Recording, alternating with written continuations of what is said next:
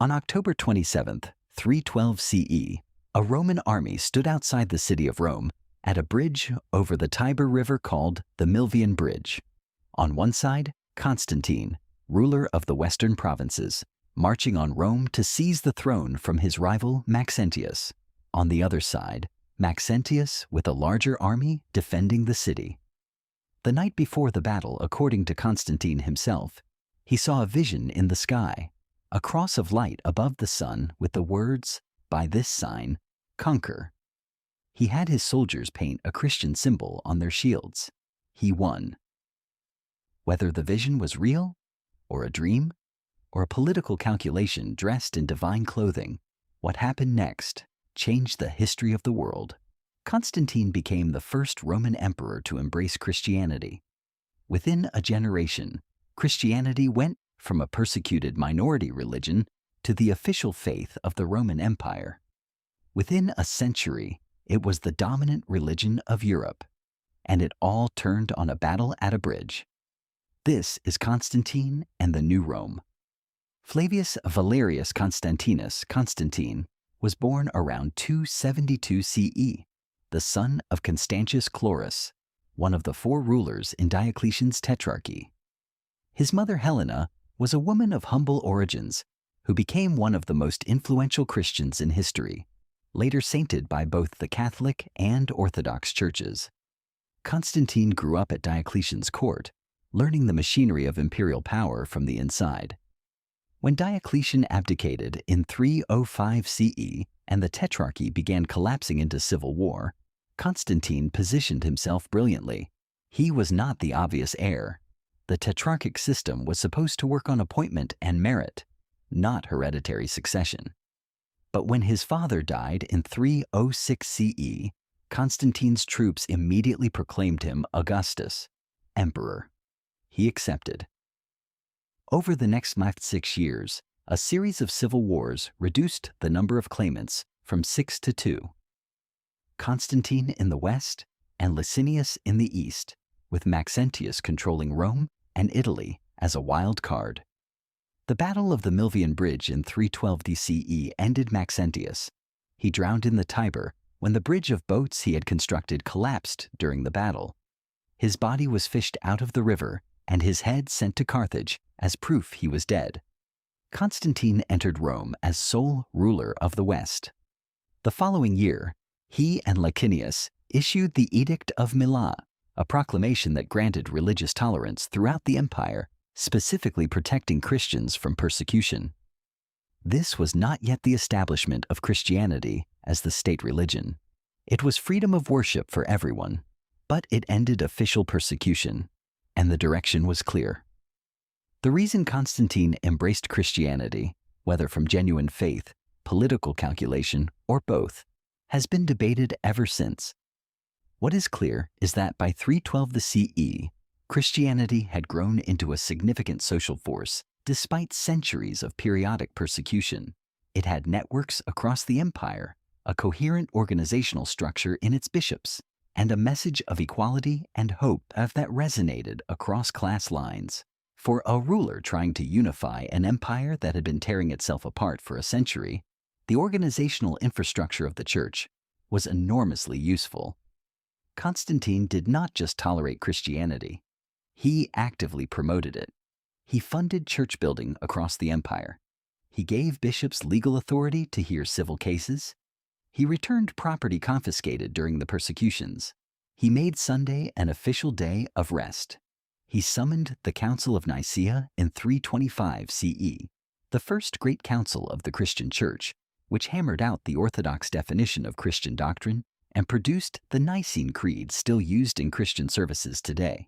He was personally baptized only on his deathbed, a common practice in the early church, since baptism was believed to wash away all sins, and some preferred to wait until they had finished sinning. Given his political career, this was perhaps wise. In 324 CE, Constantine defeated and executed Licinius, becoming sole ruler of the entire Roman Empire for the first time in decades. The empire was reunified under one man. He then did something the Romans of Augustus' day would have found incomprehensible. He moved the capital, Rome, the city that had given the empire its name, its traditions, its identity, said Dorweriru, was geographically inconvenient for ruling a 3rd century empire. It was too far from the eastern frontiers where the real military threats lay, and too far from the economic heartland, which had shifted eastward. Constantine chose a site at the narrow strait connecting Europe and Asia, the Bosphorus, where an ancient Greek city called Byzantium had stood for centuries. The location was almost impossibly well chosen, defensible on 3 sides by water, positioned at the crossroads of Europe and Asia, controlling the sea route between the Mediterranean and the Black Sea. He rebuilt it from the ground up and named it Constantinople, the city of Constantine. He dedicated it in 330 CE with ceremonies that blended Roman and Christian traditions. Constantinople was designed from the start as a Christian city. Its churches were grander than its temples. The old gods were not immediately banned. Constantine was too pragmatic for that, but they were clearly no longer the center of things. Constantine ruled until 337 CE, when he died while on campaign against Persia. He was the longest ruling emperor since Augustus, and had transformed the empire more completely than anyone since. The world he left behind was both recognizably Roman and something entirely new. The administrative machinery was Roman. The legions were Roman. The law was Roman. Latin was still the language of the West, Greek of the East. But the spiritual and cultural center of gravity had shifted. The Christian church, with its bishops and councils and creeds, was becoming a parallel institution to the Roman state, sometimes cooperating with it, sometimes competing, eventually absorbing it. Constantinople would survive as a Roman and later Byzantine capital for over 1,000 years, not falling until 1453 CE, when the Ottoman Turks finally took it. The emperor who died defending it traced his title in an unbroken line back to Augustus. The Western Empire fared less well. Weakened by the 3rd century crisis, battered by increasingly large barbarian migrations and invasions, it struggled through the 4th and 5th centuries before the last Western emperor was deposed in 476 CE. But here is how we should understand what Rome became. Rome did not simply fall, it transformed. The Roman Catholic Church, headquartered in Rome, governed by a bishop who called himself the successor of Peter, was the institutional heir of the empire in the West. It used Latin. It organized itself into provinces like the empire. When barbarian kings wanted legitimacy, they sought recognition from Rome, from the Pope. The Eastern Empire, what we call the Byzantine Empire, called itself Roman, spoke Greek, preserved Roman law, and lasted another 1,000 years. When it finally fell, its scholars fled west carrying Greek texts that helped spark the Renaissance. The idea of Rome, the legal tradition, the concept of universal law, the political vocabulary of republic and empire, the Catholic Church, never died. It just kept changing form, and that is the story we have been telling across 17 episodes.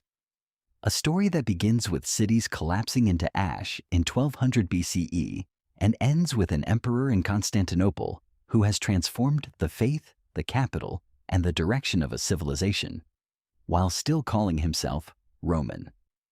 A story of how ideas survive when the societies that created them don't. How Greek philosophy outlasted Greek independence. How Roman law outlasted the Roman legions. How the alphabet invented by Phoenician merchants is the one you're reading right now. History is not a series of separate stories.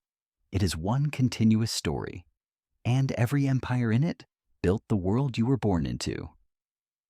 That is what Drawn from History has been about, from the Bronze Age collapse to Constantine, from 1200 BCE to 337 CE, 1,500 years of the ancient world told in stick figures. Thank you for watching. The story continues.